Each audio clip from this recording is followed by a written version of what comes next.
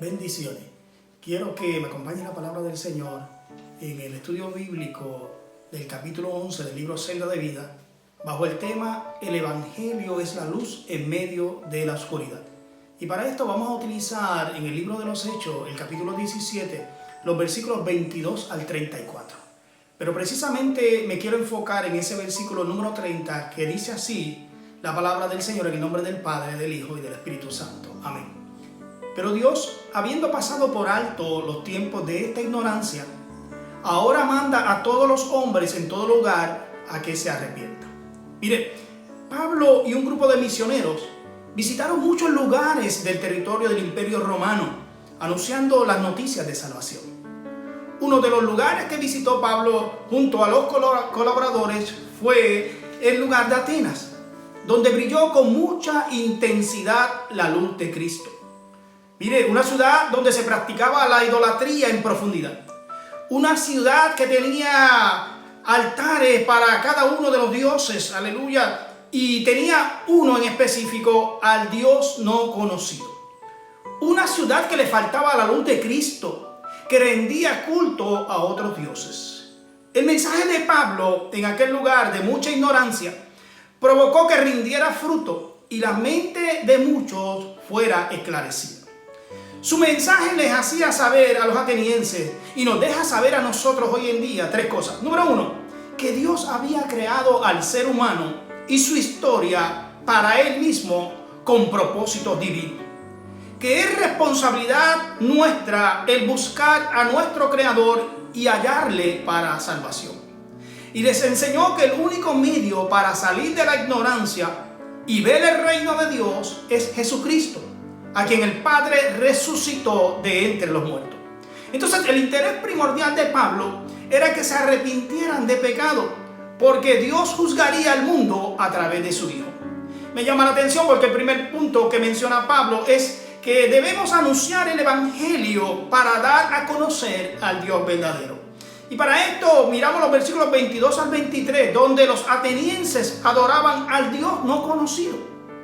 Pablo, al llegar a aquel lugar, toma una posición de autoridad como mensajero del Señor. Se puso en pie en medio del Areópago, un templo pagano, para predicar que Cristo era la luz en medio de aquella oscuridad espiritual. Pudo observar y pudo ver que había mucha religiosidad en aquel lugar. Entonces nos enseña a nosotros a observar el comportamiento de las personas a las cuales nosotros debemos predicar. Así que podemos ver la necesidad espiritual que sufren y ofrecerles el beneficio de Cristo con eficacia. Que podamos entender que una persona puede ser tan religioso que puede estar lejos de Jesucristo. Mire, aquellos religiosos tenían muchos templos paganos, tenían muchos dioses. Había un templo que decía en la entrada al Dios no conocido. Entonces esto me dice a mí que ellos adoraban algo que no sabían. Realizaban un culto en vano, hueco, mire, y que no tenía ningún sentido. Entonces Pablo aprovechó aquel escrito para anunciarles precisamente al Dios no conocido. Entonces nos llama a estar dispuestos a brillar en medio de la oscuridad y anunciar a Dios como nuestro Salvador. El Evangelio es una invitación del Señor para dar vida y aliento a todos. Mire, allí lo vemos en el versículo 24 y 25. Pablo los invita a conocer al único Dios, creador del universo y todo lo que en él hay. Aquellas personas que escucharon el mensaje les hizo ver que este es el único Dios. Es Señor del cielo, de la tierra y tiene un reino universal. Dios es dueño de todo lo que ha creado. Entonces Pablo les explica que Dios no habita en templos hechos por manos humanas. En Atenas había un templo donde habitaba la diosa Atenea, llamado Partenón. Pero la realidad es que Dios no habita, mire, en un templo hecho por manos de hombre. Es real que habitaba, ¿verdad?, la presencia del Señor en el templo de Jerusalén. Pero la palabra nos dice que el cielo es su trono y la tierra es estrado de sus pies. Esto me habla de la omnipresencia del Señor. Entonces la iglesia, tú y yo, nosotros somos la casa espiritual en el cual Dios vive a través de su Espíritu. Entonces Dios no necesita, escúcheme bien, no necesita de la ayuda del hombre, sino la disposición nuestra. Ningún hombre puede suplirle algo al Señor. Los atenienses pensaban que Dios necesitaba ofrenda y así demostrarle su amor. Pero Pablo declara que el Señor es la fuente de vida, quien otorga la vida, aliento y suple todas las cosas. Así nos enseña que todo lo que tenemos viene del Señor. Mire, el Evangelio anuncia que el linaje humano, la raza humana, fue creada para buscar a Dios. Entonces Dios invita al hombre a que lo busque. Pues Dios no está lejos de nosotros. Allí lo podemos ver en los versículos 26 y 27, donde Pablo deja ver que Dios, aleluya, creó toda la raza humana de una misma sangre. Así Dios nos ve, iguales a todos. Por tanto, no debemos discriminar a nadie. Los griegos no convertidos veían a los demás pueblos como extranjeros, como personas incultas. Así también los judíos que no conocían a Cristo veían como farsantes a los que no eran judíos, a los gentiles. Entonces, en el Evangelio, Pablo nos enseña que no se trata de que Dios creó una raza humana más especial que otra, sino que Dios no hace distinción de personas y nos ve como un mismo pueblo. Seamos humildes, seamos obedientes, reconozcamos que Él es el único Dios y que Él gobierna nuestras vidas. Mire, el propósito de Dios al crear al hombre y su medio ambiente es donde Dios quiere que los hombres le busquen.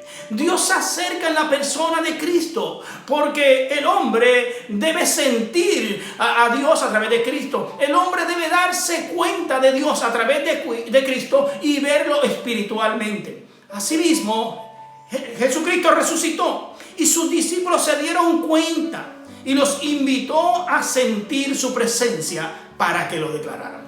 Quiere decir que Dios no está lejos de nosotros y que nuestra responsabilidad es hacerle saber a otros que ya Dios se ha acercado y nos toca a nosotros acercarnos a Él. Mire, la luz del Evangelio echa fuera las tinieblas de la ignorancia acerca de Dios. Allí lo vemos en los versículos 28 y 29. En el 28 Pablo les enseña a los atenienses cómo crece y va aumentando el favor y la gracia de Dios para con la raza humana. En Dios vivimos, quiere decir que en Dios está la vida, en Dios nos movemos, en Dios está el movimiento, en Dios somos, en Dios está la existencia. ¿Para qué? Para contradecir la idea de los atenienses de que todo es Dios. Mire, Pablo nos quiere enseñar que es por el Señor que sobrevivimos a las dificultades. Debemos, por tanto, utilizar los recursos que tengamos a la mano para explicar con mayor claridad el Evangelio a los que están en oscuridad espiritual. Si somos el pueblo de Dios, no debemos tener una mala idea de la esencia o de la naturaleza divina. Dios no es algo físico o material como oro, como plata, como piedra o como madera. Dios no es a la forma y manera de la imaginación del hombre. Dios no puede ser creado por el hombre como lo intentaban hacer los atenienses.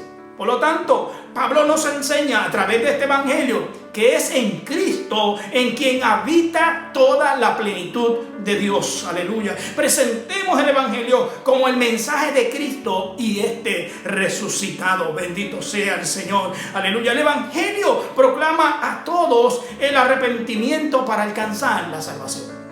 Mire, los hombres deben arrepentirse y evitar la ira divina del juicio venidero, del juicio final. Allí lo vemos en los versículos 30 al 31. Mire, si la luz es Cristo, el que no le ha recibido está caminando en oscuridad, está caminando en tinieblas. Bendito sea el Señor. Pero Dios es paciente y quiere que todos los hombres se arrepientan. Bendito sea el Señor. Por cuanto todos pecaron, dice Romanos 3:23. Entonces nuestra responsabilidad como servidores del Señor es llevar este mensaje. Que los hombres se arrepientan y tengan un cambio de actitud y tengan un cambio de conducta. Que demuestren ese arrepentimiento con acciones correctas delante de Dios. Aleluya. Pablo deja ver en el versículo 31 que Dios va a juzgar al mundo. Un juicio con justicia. Un día establecido por Dios que va a suceder. Dios va a llevar a cabo su juicio a través de Jesucristo, quien fue asignado y quien resucitó. Cristo mismo dijo que un día vendría y se sentaría en su trono, en su juicio. Aleluya. Tenemos que respetar que iremos ante el juez divino.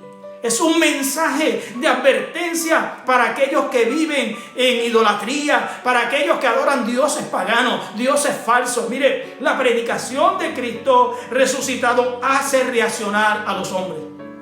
Allí lo vemos en los versículos 32 al 34. La enseñanza de la resurrección de Cristo se formó, aleluya, algo controversial entre los atenienses. Los griegos creían que el alma continuaba viviendo después de la muerte física, pero rechazaban la idea de la resurrección del cuerpo. Así que hay que entender que la resurrección de Cristo es la base para la fe cristiana. Si decimos que Cristo no resucitó, nuestra fe es hueca, nuestra fe es vana, aún estamos en nuestros pecados. Pero si Cristo se levantó, si Cristo resucitó, fue para enseñarnos a nosotros a levantarnos de nuestros pecados. Así, cuando prediquemos a Cristo, recordémosles a la gente que hoy es el día de salvación, que ellos pueden levantarse, que ellos pueden resucitar de muerte a vida a través de Cristo Jesús, Señor nuestro. Pablo sale de entre la multitud. Escúcheme bien, dice el versículo 33. Y no le persiguen directamente y no le golpean físicamente, pero sale en victoria, aleluya. Mire, aquella gente que lo escucharon, muchos de ellos creyeron, dice la palabra del Señor. Entonces esto nos enseña a no desanimarnos por el rechazo inicial al trabajo misionero. Recordemos que la obra del Señor y el crecimiento, Dios es quien lo da. Bendito sea el Señor. Los que aceptaron el mensaje, dice el apóstol Pablo, aleluya, se juntaron, bendito. Y entre ellos había un hombre llamado Dionisio, el Areopagita, un juez de la corte del Partenón, una mujer llamada Damaris, y habían otros entre ellos.